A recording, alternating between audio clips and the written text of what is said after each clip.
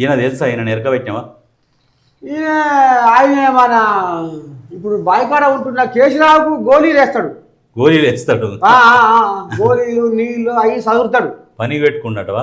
ఎవరన్నా ఇంట్లోకి కూడా వస్తే ఫోటోలు కొడతాడట్టుగా ఈయన. కొడతాడు కొడతాడు కొడతాడు. కొట్టినందుకు నాకు రాజ్యసభ ఎంపీ ఇచ్చిండప్పుడు. అమ్మ ఈ ఫోటోలో కొట్టే కోడియాకు మంచిగా సై చేసిండుగా. మరి ఏమైనా సంపాదించిన అదే కోడియాగా 50 కోట్ల డైమండ్లు అంట. 50 కోట్ల డైమండ్లు ఉన్నాయంట ఒక్కొక్కటి. మన ఇద్దరమే 50 కోట్ల డైమండ్లు ఉన్నాయంట. మస్తు. ఒక్కొక్క డైమండ్ 50 కోట్లట. ఓ దేవుడా. లక్కన చెల్లి నా కవిత చెప్తుంది. ఒక్కొక్క డైమండ్ 50 కోట్లట. అట్లా బొచ్చడు ఉన్నాయట. వాచ్లు ఉంటాయిగా, ఇప్పుడు ఎక్కడ ఏడాకి వచ్చే సంపాదన అంతా. ఈ వాచ్లు ఉంటాయిగా, ఈ ఒక్కో వాచ్ 1,20,00,000, 1,30,00,000 అట్లాంటి వాచ్లు పెడతారట. ఇప్పుడు ఇంతకాలం తిప్పల పెడుతున్నాం పొట్టపాట అన్నట్టే ఉంది. మరి ఇంత సంపాదన ఈ కోడిలాగా ఏడంగా వచ్చా అంటే వాళ్ళ అయ్యా తాతల నాటి ఆస్తులు ఉన్నాయేమో. తాతల నాటి ఆస్తులు ఉన్నాయి. మరి కొట్టమంటావు కాను, గంట కొట్టమంటావు చూడు. తాతల నాటి ఆస్తులకి అయ్యే ఉంటాయి. ఎక్కడే వాళ్ళకు లబ్బర్ చెప్పులు వేసుకొని రాజకీయాలకు వచ్చిన వాళ్ళకి తాతల నాటి ఆస్తులు అంటావు. మరి ఏడంగా వచ్చే ఈ సంపాదన అంతా.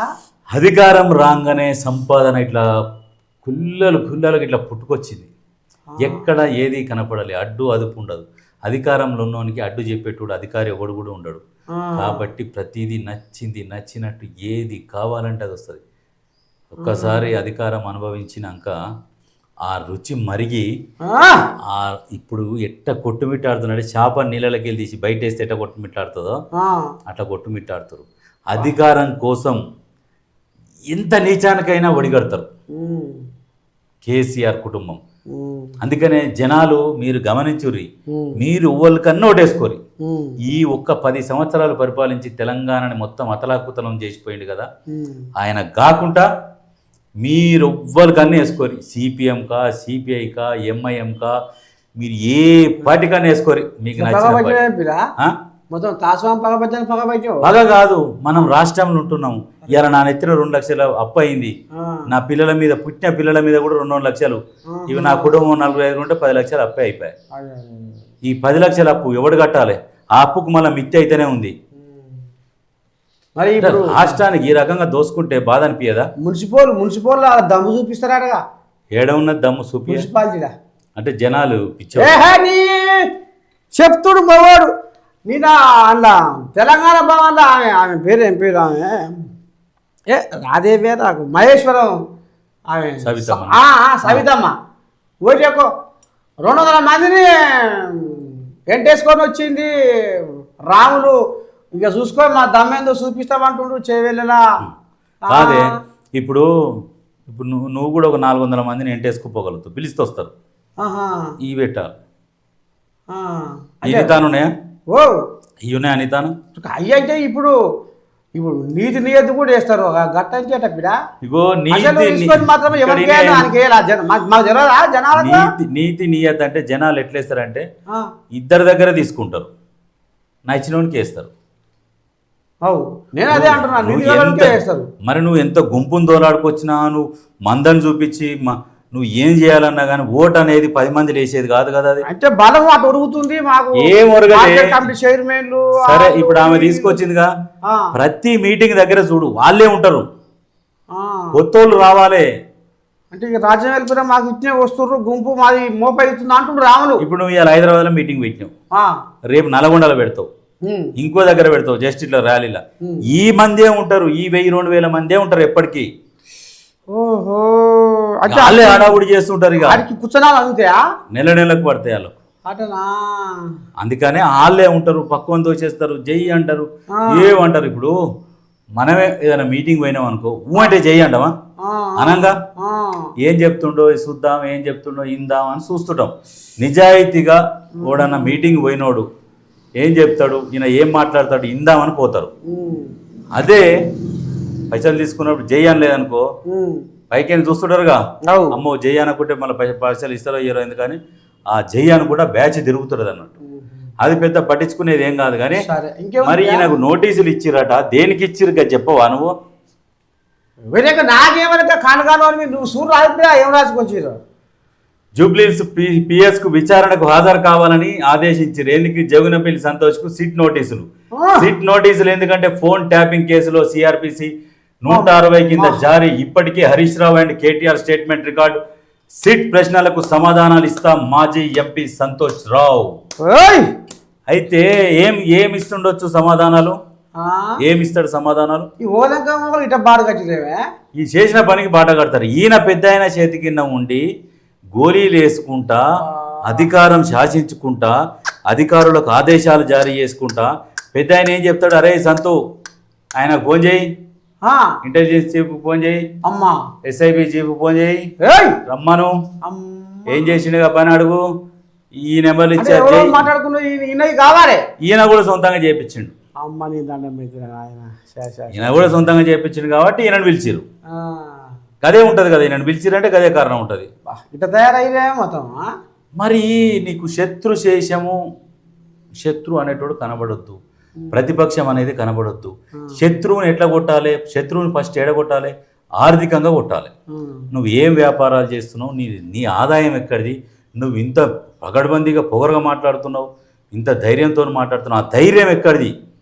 ఆ డబ్బులు ఏడు నుంచి వస్తున్నాయని చూస్తారు, ఆ డబ్బులకు కొల్ల కొడతారు అన్నట్టు. అందుకని ఫోన్ ట్యాపింగ్ చేశారు. ఈ ఫోన్ ట్యాపింగ్ల ఈ వ్యవహారాన్ని ఖచ్చితంగా వీళ్ళని తీసుకుపోయి లోపల వేయాలి. వేస్తాడు, ఇక వేయాలి, వేస్తాడు అంటున్నా. వేయాలి, ఈ కాండ ఇట్లా ఎలవేసి చూస్తారు. వేయాలి. ఆయన కేసీఆర్ డబల్ బెడ్రూమ్ సెంటర్ కూడా చేయాలి. ఆయన పండుకుంది, ఇది మన ముగ్గు వేయలేదు, శంకుమాడ నాటలేదు, కొబ్బరికాయ కొట్టలేదు, ఆయన దేశాలు పట్టిండు. ఇక ఇక్కడ ఉన్న వాళ్ళు ఏమో ఏది లేదు ఎక్కలేదు, పెదమని చెప్పాయి అని వీళ్ళు జబర్దారు చేసారు. ఏది పిరా? అయ్యో ఈ ముచ్చట సలా కూడా అబ్బా, ఒకటే సాగదీస్తున్నట్ట ఈ కేసులు సలగకుండా. కేసులు సాగదీస్తున్నారు అంటే ఇప్పుడు ఏం చేస్తారంటే సడన్ గా అరెస్ట్ చేసిరు అనుకో, ఏంటంటే మమ్మల్ని అరెస్ట్ చేసిరు సానుభూతి జనాలు మళ్ళీ ఇట్లా కూడా అనుకుంటారు. చూసినావమ్మా చేసే పని చేస్తారు, అరెస్ట్ చేస్తే నొప్పిలేస్తుంది.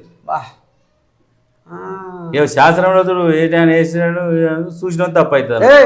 నువ్వన్నీ మడకలు పెట్టి మాట్లాడేసా అంటే చెప్తున్నా నీకు, అట్టుంటది.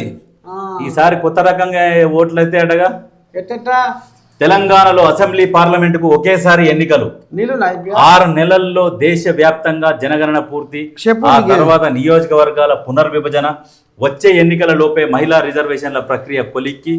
జమిలీ ఎన్నికలకు బలం చేకూర్చేలా బీజేపీ ఎంపీ కామెంట్స్. పార్టీ జాతీయ అధ్యక్ష ఎన్నిక రాద్ధాంతం పైన క్లారిటీ. అయితే చెప్పు గడునే తాగుపో. అయితే ఇప్పుడు ఈ ఎలక్షన్లు ఎట్లా అంటే, ఎలక్షన్లు ఒకేసారి తీసుకురావాలి జమిలీ ఎలక్షన్ల లాగా అని చెప్పేసి ప్లాన్ చేస్తున్నది బీజేపీ. ఎందుకంటే ఎప్పుడైనా ఎలక్షన్లు వస్తే ఏకకాలంలో రాష్ట్రంలో అటు కేంద్రంలో అధికారంలోకి రావాలి అన్న ఒక ఆలోచనతోని ఇటువంటి ప్రయత్నం చేస్తుండ్రు.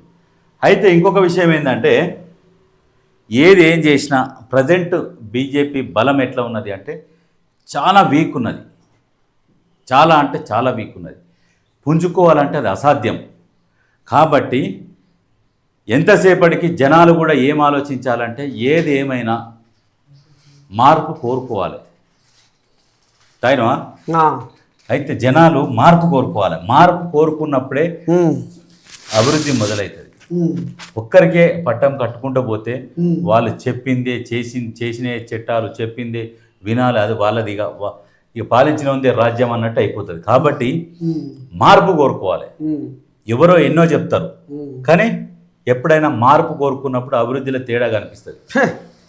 నేతలు దోచిన కోట్లాది కోట్లు పొంగి పొంగి పొర్లుతున్నాయి, పేదోళ్ళు దాచిన కన్నీటి పొట్లు ఏరులై పారుతున్నాయని చెప్పినా గానీ మా వాళ్ళకు ఓట్ల పండుగ రాగానే నిజంగా జనాలు మీరు మారాలి, మీరు మారితే దేశం మారుతుంది.